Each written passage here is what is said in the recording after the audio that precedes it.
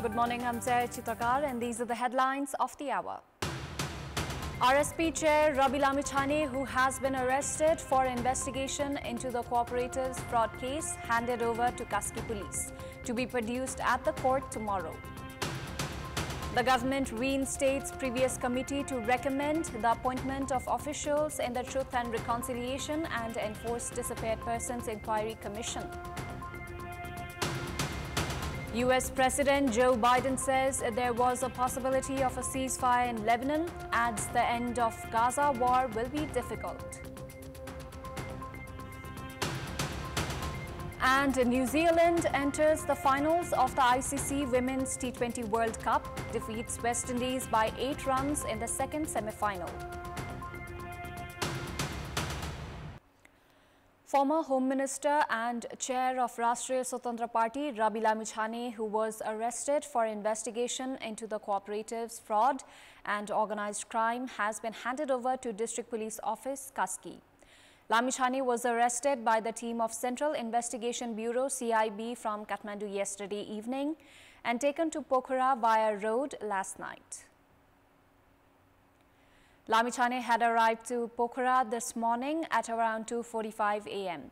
He was immediately taken to the Pokhara Institute of Health Sciences and then to the District Police Office, Kaski, after a health examination. RSP Vice President Swarnim and some cadres had also reached there. Lammani was accompanied by Vice President D.P. Aryal and his wife Nikita Paudel. Wagle, Aryal and Paudel met Lammani after he was held in detention of the Kaski police. The former managing director of Gorkha Media has been arrested on the charge of embezzling more than 65 million rupees from Surya Darshan Cooperative and channeling it to Gorkha Media. He was arrested and taken to Pokhara after the Kaski District Court gave permission to do so. As today is a public holiday, he will be produced in court only tomorrow. The police is preparing to request the court to extend the deadline for investigation. District Court Kaski issued arrest warrants against 13 individuals, including Rabi Lammani, yesterday. Some of them have been absconding. The Special Committee, Parliamentary Probe Committee had concluded that Rabi Lammani was involved in misappropriation of cooperative savings and had recommended for an investigation. The committee also recommended for an investigation on Galaxy Media Network Chair GB Rai, then Vice Chair and former Deputy Inspector General of Nepal Police Chabilal Joshi, and Director Kumar Ramtel for fraud, organized crime and money laundering. Joshi, who was arrested on October 6, is now in prison. Surya Darshan of Pokhara, Sahara of Chitwan, Supreme of Butwal and Swarna Lakshmi of Kathmandu had channeled 655.4 million rupees into Gorkha Media. A team formed by the Pokhara metropolis have, after investigation, concluded that 1.35 billion rupees of 18,700 depositors of Surya Darshan Cooperative was mishandled. 5 members of the Board of Directors were arrested on fraud charges, while 14 others have been absconding. Former Home Minister and Rashtriya Swatantra Party Chair Rabi Lammani's name came up as investigations began on the basis of complaint filed by the victims of the same cooperatives. The misappropriation of cooperative funds is a criminal case under investigation, became contentious after the ruling coalition changed. Following Rabi Lammani's appointment as Home Minister, the then opposition party Nepali Congress raised questions on the fairness of the investigation. They demanded a parliamentary inquiry committee and blocked parliament buildings.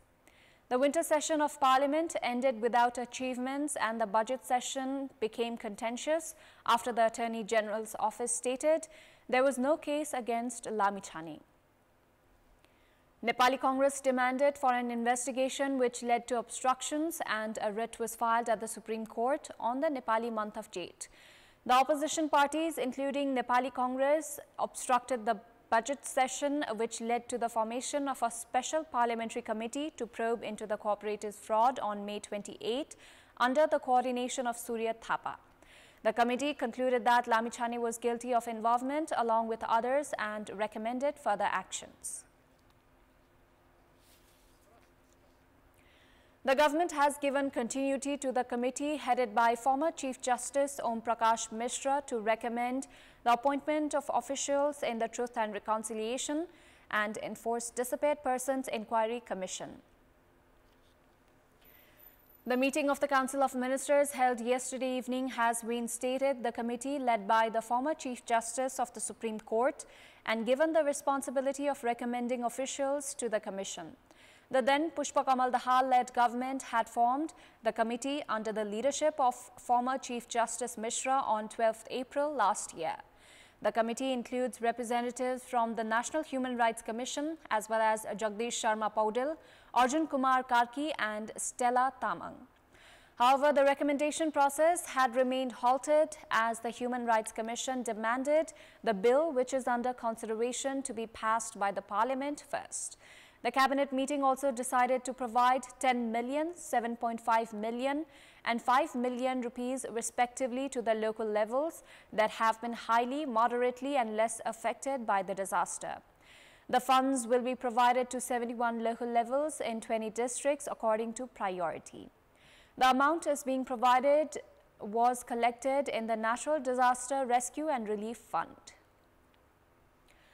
Prime Minister KP Sharma Oli has directed all concerned authorities to ensure victims of flood and landslides get their grant money by mid-November to build temporary shelters.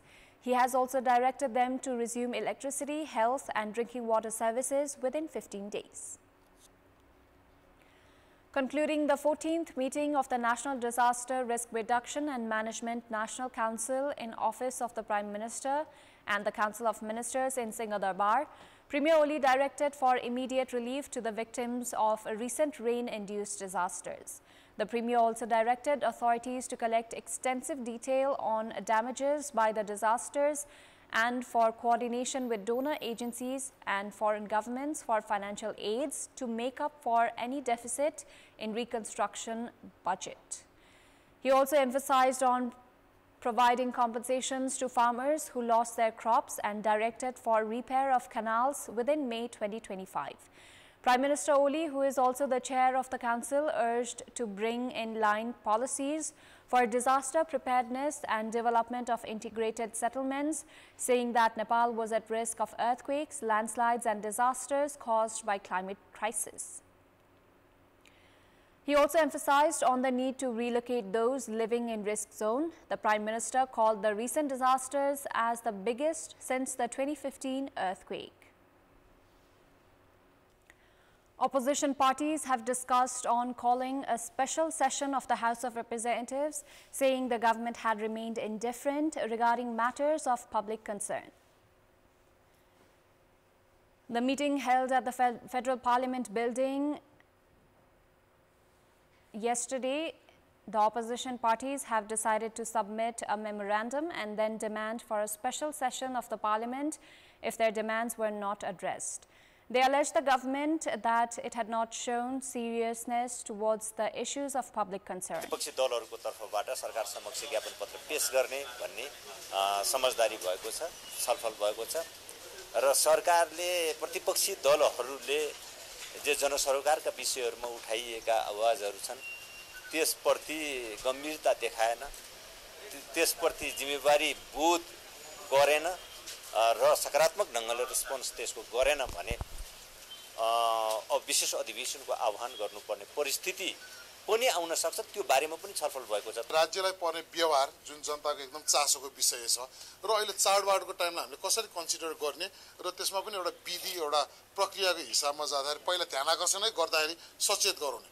भोलि फेरि उहाँहरुको बानी कस्तो छ भन्दाखेरि यिनहरुले चाडबाडको बेलामा राज्यलाई व्यवहार गर्यो भन्ने प्रोपोगन्डा फैलाइदिने बानी छ के। त्यसले गर्दा हामीले विधि सबै सल्लाह गरेर विशेष अधिवेशन चाहिँ मेरो विचारमा हामी डेलिगेसन 5 गतेसम्मको भन्ने अहिले प्रारम्भिक हाम्रो त्यो भएको छ। त्यसपछि चाहिँ हामी विशेष अधिवेशनमा माग्छौं। The opposition parties have also alleged the government of lacking preparedness despite early information and not prioritizing rescue, relief and rehabilitation of victims of the disasters. अविरल वर्षा त्यो वर्षा को बारेमा त मौसम तथा जलवायु विज्ञान विभाग The opposition has alleged the government of attempting to bring an ordinance that they say would split parties. They have decided to draw the government speaker and the president's attention for the same. The meeting of the opposition parties had been called by CPN Maoist Centre Chair Pushpa Kamal Dahal to discuss on contemporary political issues. In attendance were leaders from Rashtriya Swatantra Party, Unified Socialist, Janata Samajwadi and Aam Janata Party. The meeting was also attended by leaders from Loktantrik Samajwadi Party, led by Mahanta Thakur, that is in the government. In our Public Voice segment, we had asked, what should the role of the opposition parties be in response to growing concerns about the government's inability to function effectively? Let's take a look at what they had to say.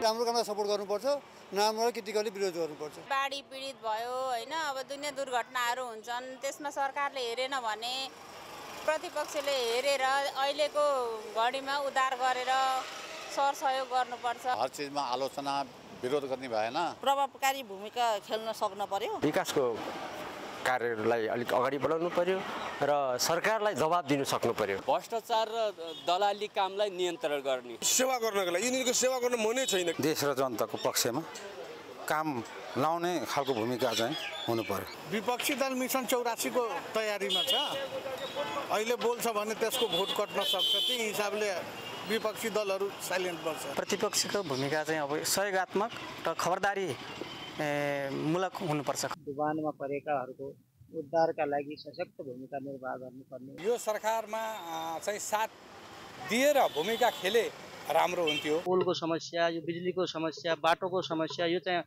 जस्तो थियो त्यस्तै रहिरहेको अवस्था जनता कति पीडामा छ कति दुखमा छ यसले कसैको मतलब छैन देशको जनता र विकासको लागि यिनीहरुको कुनै सिन्डिकेट छैन कुनै सोच छैन जनताको समस्याहरुदेखि लिएर सबै कुराहरुको लागि अब कानमा तेलालहरुको सुत्नु भएन आफ्नो भूमिका बिर्सिनु भएन अब यो सरकारलाई खबरदारी चाहिँ गरिनु पर्यो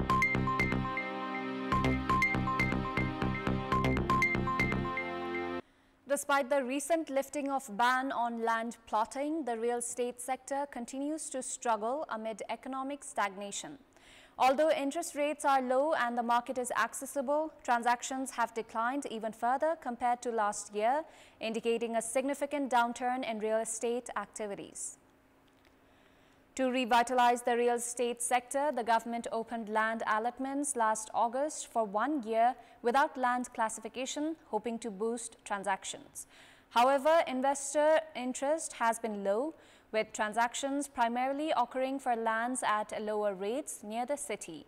This has led to a decrease in government revenue, which fell from 4.8 billion last year to 3.8 billion this year. Businesses attribute the challenges in the real estate market to the Nepal Rashtra Bank's monetary policy. Last year, more than 39,000 plots of land were bought and sold around this time. However, it has reduced to around 30,000 during the same period this year. Time now for our segment, Public Pulse, where you text us with your opinion. Public Pulse. Here's the question: why has the real estate sector not boomed despite low interest rates and the lifting of ban on land plotting? Your options are A, no money in the market, B, land is expensive, and C, constraints of monetary policy. Voting is on. Type any WS, select your option A, B or C and send it to 34001 to share your opinion with us. Time now for international update.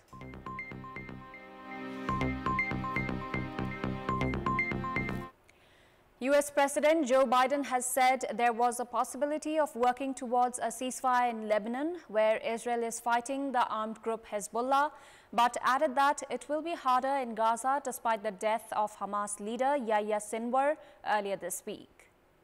He spoke as he left Berlin, where he met the German, French and British leaders. Sinwar's death had raised hopes in some quarters of an end to the Gaza war. Meanwhile, Israel escalated its assault on the Jabalia refugee camp, a densely populated urban area north of Gaza City, which Israeli forces have besieged for 2 weeks, sending another army unit to support troops already operating there. At least 30 people were killed late yesterday and many more wounded in Israeli strikes on Jabalia that hit several houses. The Palestinian official news agency Wafa said at least 20 women and children were among those killed. Likewise, residents reported that communications had been cut in Jabalia and 2 other towns in northern Gaza. Fighting also continued in Lebanon, where the IDF has launched a ground invasion against Hezbollah. Yesterday, the Israeli military said it had killed about 60 Hezbollah fighters and destroyed its command center with an airstrike. Hezbollah, meanwhile, said it fired rockets at the Israeli city of Haifa and areas to its north. New Zealand have entered the finals of the ICC Women's T20 World Cup. They came close to the title after defeating West Indies by 8 runs in the second semi-final last night. New Zealand reached the final for the 3rd time. Although they played in the finals in 2009 and 2010, they have yet to win the title. New Zealand, who won the toss and batted first, scored 128 runs after losing 9 wickets in 20 overs. Opener Susie Botts contributed 26 runs for New Zealand. Georgia Plummer scored the highest, 33 runs. Isabel Green was dismissed for 20. Deandra Doughton took 4 wickets and Afa Fletcher took 2 for West Indies.